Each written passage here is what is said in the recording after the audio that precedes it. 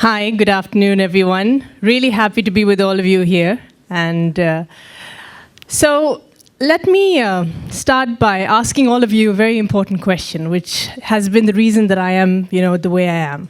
And that is, how many of you, and I know a lot of you are still in your nascent phases and still thinking about the future, but how many of you actually are living or doing your work according to the passions that you have, conjured up in your head? How many actually are living your passions out and not just doing some job?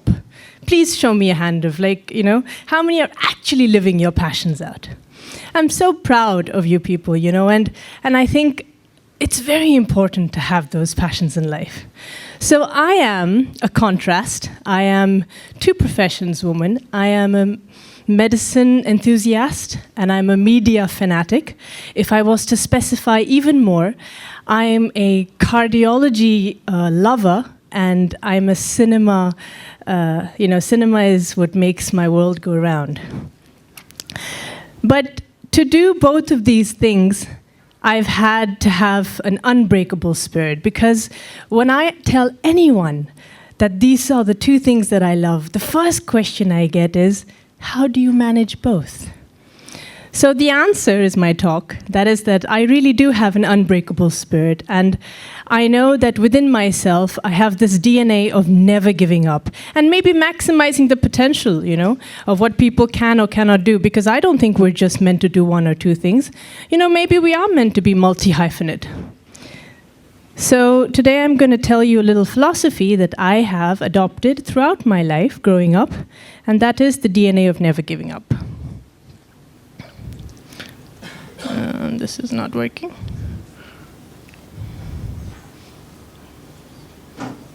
Or you could just click next for me. So having an unbreakable spirit is someone who's constantly determined, full of hope, full of courage, always believes in what, they set out to do.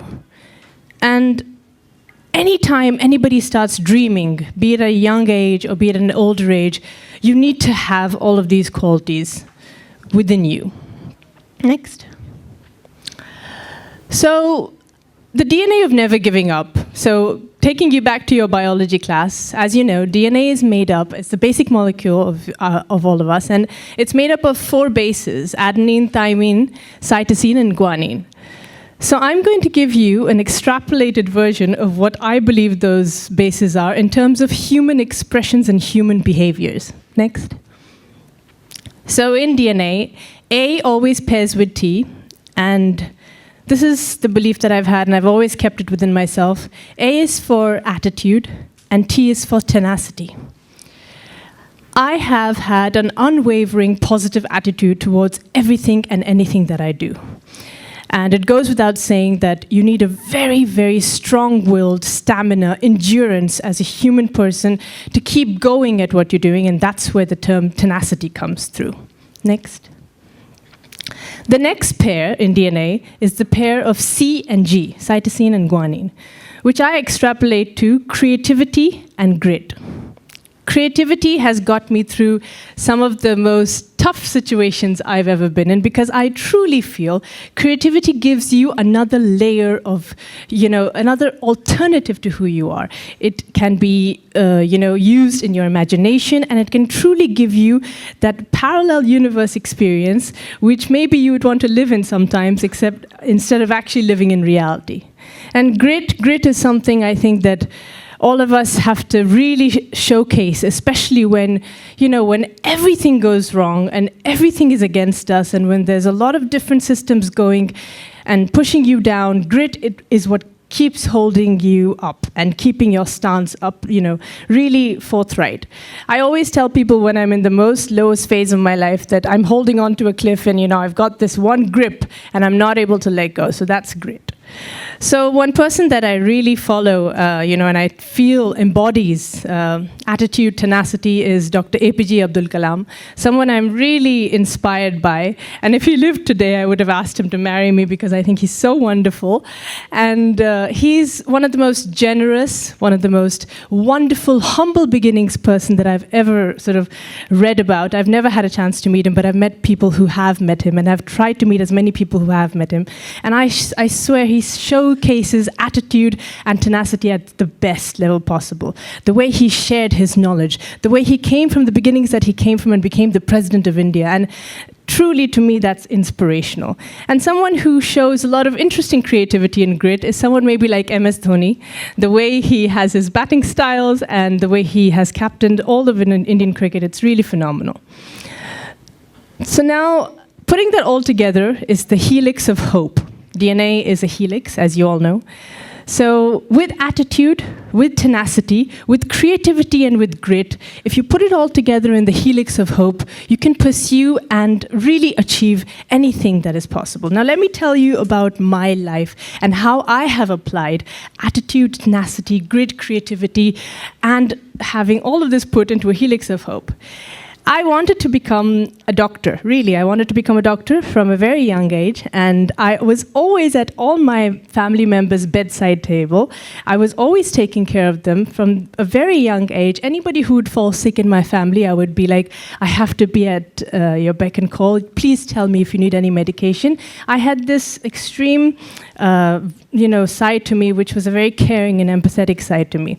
And I always wanted to be in the hospital from a very young age, but you're not allowed to go into hospital before the age of 18. At least where I grew up, from Luxembourg, you're not allowed to go to the hospital before you're 18. So I used to think, what can I do to get into the hospital? So the closest at that time, I was getting older, at around 12, I had a dog. So I thought I would join the vet. So that was clinical enough. And I said that it would be interesting to, partake in my veterinary clinic and help them out as much as possible. So I used to think creatively, and I used to tell myself, what can I do that can get me closer to clinical? Anything which is going to get me closer to clinical. After that, after knowing that, animals is not what my future was all about, I wanted to, go a little bit more closer to humans, I started joining the dentist clinic. And I started assisting dentists. But still that didn't satisfy me. And the first time when I was 17 and a half, I eventually got a chance to work in a hospital, and I used to wheelchair patients from the wards into ICU, from surgical units, up and in about. And it was only because of all of these qualities that I was able to do that. I put all of these qualities in place and was able to actually get my foot into the door of medicine. Now, with regards to my other profession, I have also, hand in hand, from a very young age, been a performer. I've had a very interesting attitude on stage. I've had some, I've been very confident about being able to perform well, dance well, sing well, and that's something that I've had since a very young age. And I don't know, maybe these are just like intrinsic qualities at times, but you have to nurture them. But I remember very clearly when I was 5 years old, I did my first Indian dance performance, and I was very confident that, there was me on stage and I had to express my Bharatanatyam in the right way. So from a very young age, I've had these qualities, but over time, you have to keep developing them so that you can actually use them to the best of their abilities, even at times when things don't go the way you want them to. My journey is relatively long. I've always had both of my professions side by side. People find it very difficult to believe, but it is a fact that I may not have partied that much or gone out so much with my friends or maybe wasted that much time. And trust me, time management in my career has been, I think, the most critical and pivotal point. But I have always taken both of my professions very seriously, and I have done them both with so much determination that you can't imagine. Next. So these are all the people that I look up to, Kiran Bedi, and Mr. Kavish Satyarthi, and Amitabh Bachchan, MS Dhoni, Arunima Sinha, and Dr. APJ Kalam.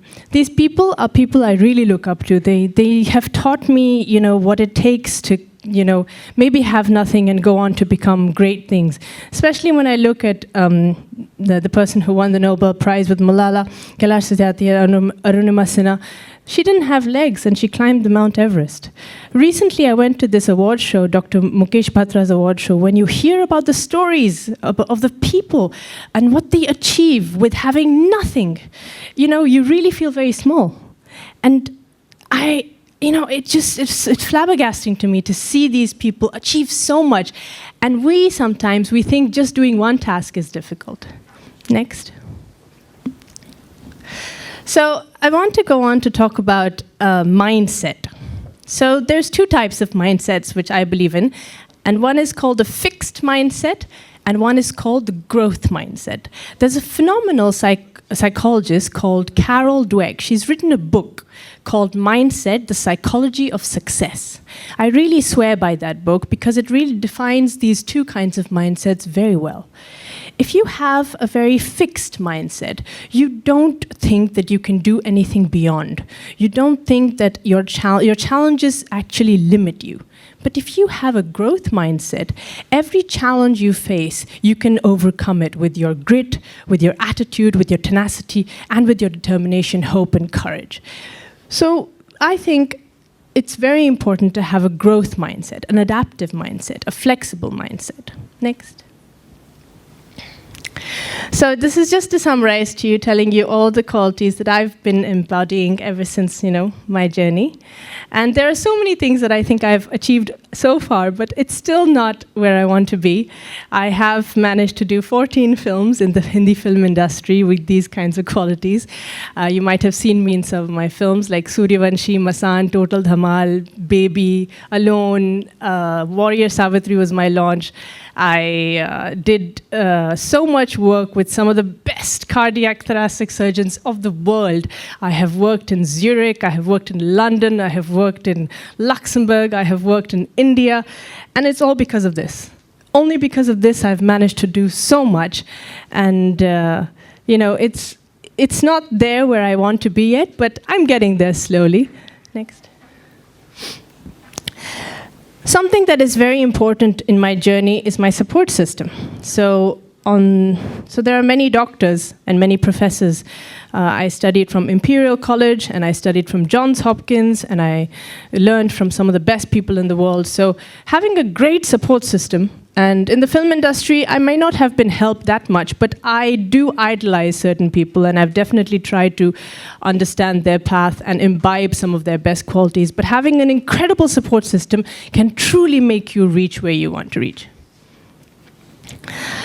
Now, I've put up this slide because, sometimes you have all the qualities, you have all the skills, and still you don't reach where you want to reach. Now, why is it that happens, right? You may have the best education, you may have the best lineage, you may have the best talent, you may have the best value system, but, there are two factors which actually overrule, and that's why I've not crossed them out, and that is the factor of luck, and that is the factor of money. Sometimes in the system that we live in, luck and money can overrule your potential. But, like I say, if you believe in your passions, if you believe strongly in what you want to do, there is nothing that can stop you from getting where you want to. Even these two things won't be able to stop you. But it is there as a glitch in the system, and you have to be aware about it. To be able to achieve anything that you want to achieve in life, you have to have a very clear, coherent, cohesive mind. Your mental status needs to be very calm, and you have to be able to process everything that comes in and out of you. A lot of the times, I feel very chaotic in my head. And I don't know if most of you face this, but it's very important to calm yourself and really bring yourself into some sort of equilibrium and balance. So these are the things that I use to be able to calm down and to bring myself to a 0 point or some equilibrium point. I enjoy dancing very much. From all the work that I do and all the things that I do, dancing calms me down and brings me to a certain point which makes me feel relieved. and I feel a lot more calmer, and then I can go on to do even bigger things. I love dogs, and I love to be in nature. I come from a beautiful country in Europe called Luxembourg, where the greenery is so wonderful. In front of my house, you literally have a place that looks like Shimla, which is in the middle of the city. So it's a really beautiful place. And I love cinema. Watching great movies makes me very happy.